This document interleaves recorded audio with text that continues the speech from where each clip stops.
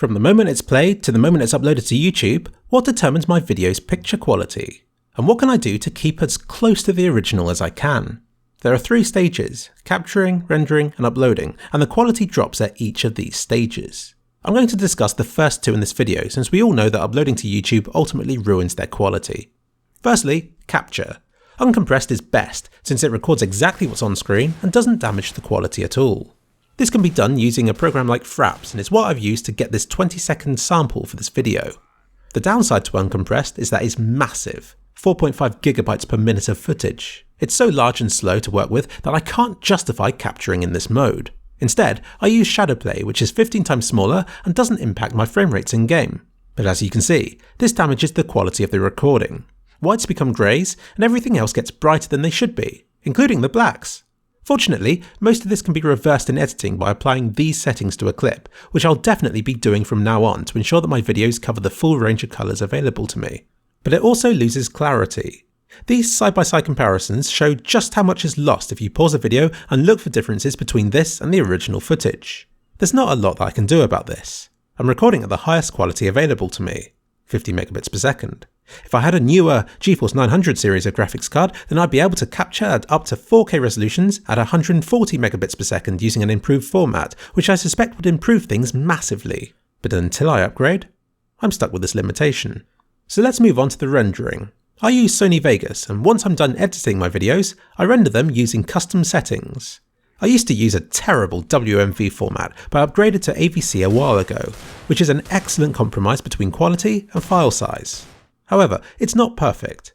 It's good at keeping the colours the same as the original footage, but a lot of details lost in the darker areas. Also, during fast movements you'll occasionally find blocky artifacts, though you only really notice them in the first place when comparing them with the original file. Once spotted, however, they can't be unspotted. Honestly, I'm really happy using this format since it's good enough to upload to YouTube with, and also small enough to store on my PC. But just out of curiosity, I'll go over the 4 higher quality settings that I could be using instead by switching from AVC to XAVC. One of them is HD, the other's 4K, and then there's cut down S versions of both. They're all bigger in size than Shadowplay recordings, but smaller than Uncompressed. Let's start with the original Uncompressed file. Moving down to the highest quality 4K file, you can still see a noticeable drop in quality. Everything gets blurrier, as if put through a post-process anti-aliasing effect like FXAA. Might as well drop further to the smaller S format, which is 3 times smaller, yet almost identical. The only difference, which I suspect YouTube won't even show, is that the smoke has more noticeable off-colour green patches. Still very hard to notice and definitely worth it for a file that's so much smaller. Moving down to the high quality HD setting now majorly clears things up.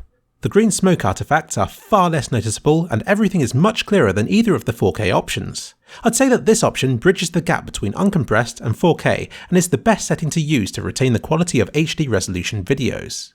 And finally, the cut down S version, which introduces a lot more pixelation to the image.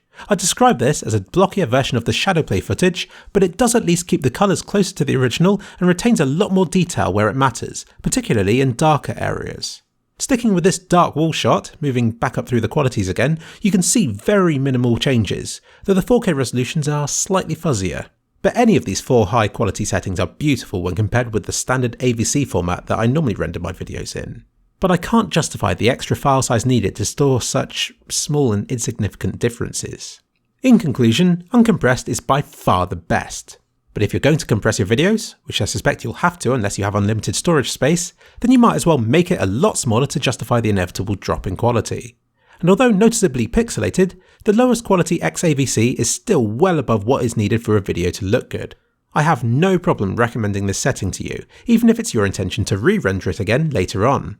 It's that good. I really doubt that you'll spot the differences unless you pause the video and stare up close at a small part of the screen. It's definitely worth the compromise, given that it's now 10 times smaller than the original footage. But I'm not made of storage space, which is why I'll probably stick to my lower quality AVC format, which is 8 times smaller again. Yes, okay, most of the fine details in this image are lost. You'd notice the difference if you took a screenshot of the video and set it as your desktop. But for a moving animation, it's still enough. In fact, it reminds me of graphics settings in games. 10 years ago, I loved ramping up the detail settings. They made such a difference to how it looked back then. But now, I'm perfectly happy to have games on medium, or on occasion, even low, because they're still often good enough. Do I care if a distant house has a chimney or not? Probably not when I'm playing the game. In fact, it's only with side-by-side comparisons that I'd even noticed that it was missing in the first place. And this applies to video quality as well. I hate pixelation and blurriness as much as the next person. But you've got to draw the line, and in my opinion, I've already been doing it right for years with the formats that I've been using. Thanks to this video's research, I'm now more aware of the compromises that I'm making. I know what to look for when I'm comparing high-quality video formats. But perhaps more importantly, what I've learned so far will act as a net that can catch new information as it's thrown at me. This will help me to improve my own understanding and will serve as valuable armour against people who sound like they know what they're saying when actually they don't.